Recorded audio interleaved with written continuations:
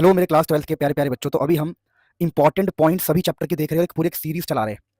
अब दोस्तों इलेक्ट्रोकेमिस्ट्री के सारे इंपॉर्टेंट पॉइंट्स देखेंगे जो आपको याद होने चाहिए। सब कुछ भूल जाओ पर ये मतलब भूलना तो कुछ भी नहीं चाहिए। मतलब अगर आप कुछ भी भूल भी गए ना तो कम से कम ये याद होना चाहिए। तो इलेक्ट्रोकेमिस्ट्री स्टार्ट कर रहे हैं, हमने सॉल्यूशन का कर लिया है सारे इंपॉर्टेंट पॉइंट। अब इलेक्ट्रोकेमिस्ट्री देखिए, इलेक्ट्रोकेमिस्ट्री में टू टाइप्स के सेल होते हैं, गैल्वेनिक सेल और इलेक्ट्रोलिटिक सेल। देखिए गैल्वेनिक सेल के और भी फेमस नाम है इलेक्ट्रोकेमिकल सेल, मैं बोल दे रहा हूँ, ठीक है। इलेक्ट्रोकेमिकल सेल इसी को कहते हैं, इलेक्ट्रोकेमिकल सेल। कई लोग वोल्टेइक सेल भी नाम यूज करते हैं, वोल्टेइक सेल, ठीक है। तो ये अलग अलग नाम से प्रचलित है, फेमस है। तो गैल्वेनिक सेल और इलेक्ट्रोलिटिक सेल। अब देखिए एमसीक्यू में कई बार पूछ सकता है कि भाई गैल्वेनिक सेल का क्या फंक्शन है, इलेक्ट्रोलिटिक सेल का क्या फंक्शन है। देखिए तो गैल्वेनिक सेल क्या करता है, केमिकल एनर्जी से हमें इलेक्ट्रिकल इलेक्ट्रिकल वर्क देता है। तो केमिकल एनर्जी को इलेक्ट्रिकल एनर्जी में कन्वर्ट करता है। दोबारा, गैल्वेनिक केमिकल एनर्जी को इलेक्ट्रिकल एनर्जी में कन्वर्ट करता है, ठीक है। अब इलेक्ट्रोलिटिक क्या करता है, उसका उल्टा। जैसे यहाँ पर केमिकल से इलेक्ट्रिकल मिल रहा था, तो इलेक्ट्रोलिटिक क्या करता है, इलेक्ट्रिकल से आपको एक प्रकार से केमिकल कह सकते हो, ठीक है ना। तो मैं यहाँ पर थोड़ा लिख के बताऊंगा तो आप क्लियरली समझ पाओगे। वैसे एक बार पढ़ लो लिखा हुआ, electrolytic cell electrical energy use to carry out non spontaneous redox reaction. मतलब यहाँ पर इलेक्ट्रिकल एनर्जी का इस्तेमाल करते हैं for non spontaneous redox reaction. और रिडॉक्स रिएक्शन क्या होता है, केमिकल रिएक्शन, केमिकल है ना ये। तो इसको हम ऐसे याद रखते हैं कि इलेक्ट्रोलिटिक सेल में इलेक्ट्रिकल एनर्जी इलेक्ट्रिकल एनर्जी से केमिकल चेंजेस हम लेके आते हैं। तो electrical energy is converted to chemical energy in electrolytic cell. और गैल्वेनिक सेल में क्या होता है, केमिकल से इलेक्ट्रिकल एनर्जी या फिर इलेक्ट्रिकल वर्क। तो आपको याद रखना पड़ेगा, मैं ऐसे थोड़ा सा लिख के बताऊं तो आप ज़्यादा कंफर्टेबल फील करेंगे कि अगर केमिकल एनर्जी का इस्तेमाल करके हम इलेक्ट्रिकल एनर्जी बनाते हैं तो हमारा होगा ये कौन सा वाला, ये होगा हमारा गैल्वेनिक सेल। और इलेक्ट्रोलिटिक में क्या है, अगर हम इलेक्ट्रिकल एनर्जी का इस्तेमाल करके केमिकल चेंज या केमिकल एनर्जी में कन्वर्ट करें। समझ में आया, बहुत इंपॉर्टेंट है। अब आगे बढ़ते हैं फटाफट। अगला जो इसके अंदर इंपॉर्टेंट पॉइंट होता है, ये वाला काफी ज्यादा इंपॉर्टेंट पॉइंट है, आपको यहाँ पर एमसीक्यू या कुछ भी देखने को मिल सकता है। कंडक्टिविटी होता है 1/रेजिस्टिविटी। ये रेजिस्टिविटी है, पी की तरह जो बना हुआ है इसको रेजिस्टिविटी बोलते हैं। और इसका जो फॉर्मुला निकल के आता है 1/r L/A, ये L और A है, जहाँ पर R का मतलब रेजिस्टेंट नहीं होता, रेजिस्टेंस होता है, रेजिस्टेंस होता है ये, ठीक है। और L/A का मतलब होता है सेल कांस्टेंट। देखो ये L डिवाइडेड बाई A लिखा हुआ है, जिसको समझ नहीं आ रहा बता दूं मैं, L के नीचे A है और ये रो का मतलब रेजिस्टिविटी होता है। तो ये और इसका नाम होता है कंडक्टिविटी। तो कंडक्टिविटी 1/ρ और ये सारा कुछ है जो आपको पढ़ना है, याद रखना है। अब देखिए काफी ज्यादा इंपॉर्टेंट टॉपिक है, यहाँ से आपको क्वेश्चन मिलेगा, एमसीक्यू भी मिलेगा। Relation between kappa and molar conductivity. देखिए डेल्टा एम का मतलब मोलर कंडक्टिविटी होता है। तो मोलर कंडक्टिविटी का फॉर्मुला क्या होता है, यहाँ पर क्या है, कापा अपॉन में सी, यहाँ पर है 1000, ये है 1000, ये दिख रहा है 1000। अब यहाँ पर हम के का मतलब समझिए पहले, के का मतलब कंडक्टिविटी है, हम जानते हैं कंडक्टिविटी है। सी का मतलब होता है मोलर कंसंट्रेशन, यानी ये मोलैरिटी है। और ये जो लैम्डा एम है इसका मतलब होता है, लैम्डा लंगड़ा एम बोल दो, लैम्डा एम बोल दो, पाई एम बोल दो, कोई नहीं, इसको मोलर कंडक्टिविटी बोलते हैं। ये 1000 कब आएगा बता दूं मैं आपको, जब आपका जो मोलैरिटी है, मोलैरिटी की वैल्यू आपको सेंटीमीटर में दिखाई दे, सेंटीमीटर में, तब यहाँ पर आपको 1000 मल्टीप्लाई करना है। और सेंटीमीटर ना दिखाई दे तो सिंपल है, मोलर कंडक्टिविटी का फॉर्मुला होगा के कापा बाई कंसंट्रेशन, जहाँ पर कंसंट्रेशन मोलैरिटी होता है। ये काफी ज्यादा इंपॉर्टेंट है, फटाफट आगे बढ़ते हैं। अब दोस्तों अगला जो आपको याद रखना है, कोहरलॉस लॉ, बहुत ही ज्यादा इंपॉर्टेंट है। और मैं आपको बोलूंगा कि एक बार मेरे वीडियो से या एनसीईआरटी से इसके क्वेश्चन कर लेना कोहरलॉस के ऊपर। दोबारा बोल रहा हूँ, इंपॉर्टेंट है वरना पछताओगे। कोहरलॉस कहता है कि देखिए अगर हमारे पास कोई इलेक्ट्रोलाइट है जो डिसोसिएट हुआ है ए प्लस और बी माइनस में, कटाइन और अनाइन में, तो उनकी जो लिमिटिंग मोलर कंडक्टिविटी है सिंपल ऐड करके आ जाएगा। मोलर कंडक्टिविटी देखो ऐसे, molar conductivity of A plus molar conductivity of B को ऐड करेंगे तो पूरी मोलर कंडक्टिविटी मिल जाएगी। तो कोहरलॉस लॉ यही कहता है कि अगर कहीं पर ए प्लस और बी माइनस है तो उन दोनों का मोलर कंडक्टिविटी जोड़ दोगे तो आपको ए बी का मिल जाएगा आंसर। यानी अगर मुझे आंसर चाहिए ए बी का, मोलर कंडक्टिविटी मुझे ए बी का चाहिए, limiting molar conductivity A B का चाहिए, तो ए का और बी का मैं जोड़ दूंगा अलग से, molar conductivity of A molar conductivity of B जोड़ दूंगा तो हमें आंसर मिल जाएगा। तो कोहरलॉस बड़ा इंपॉर्टेंट है, प्लीज इसे कर लेना, या मैं आपको लास्ट में बताऊंगा कहां से इनके न्यूमेरिकल्स आप कर सकते हो, टेंशन मत लो।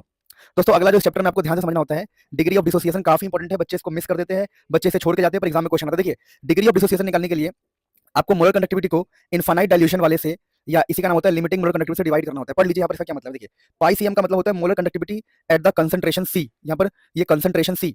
और ये नॉट वाला जो होता है, डेल्टा नॉट एम वाले का मतलब होता है is limiting molar conductivity of the electrolyte. देखिए ये है कंसंट्रेशन सी पर, यहाँ पर कंसंट्रेशन है सी, और यहाँ पर जीरो कंसंट्रेशन होता है। मैं आपको बता दूं ये जीरो कंसंट्रेशन वाला है।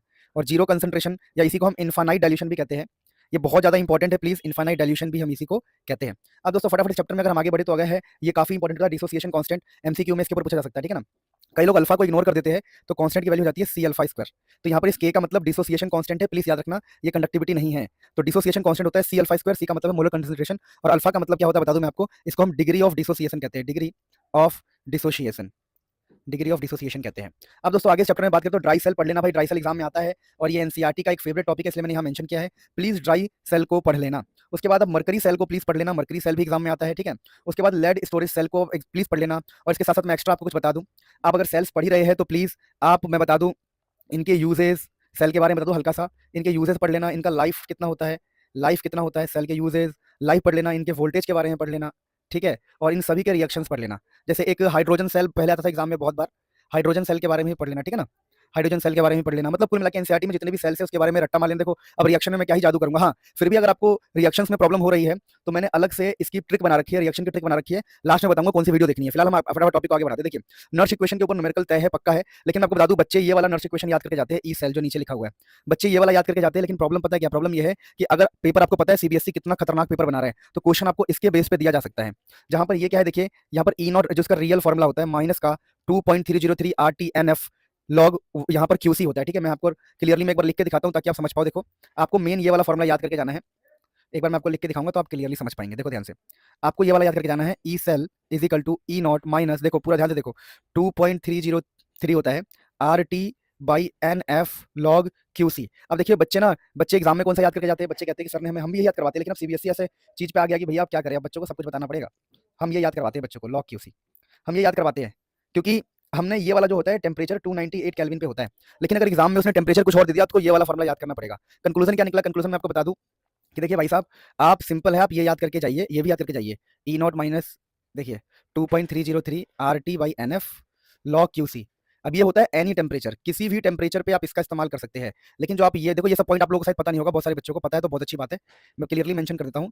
log QC ये वाला 298 केल्विन के लिए होता है फिक्स, 298 केल्विन, 298 केल्विन के लिए ये फिक्स होता है।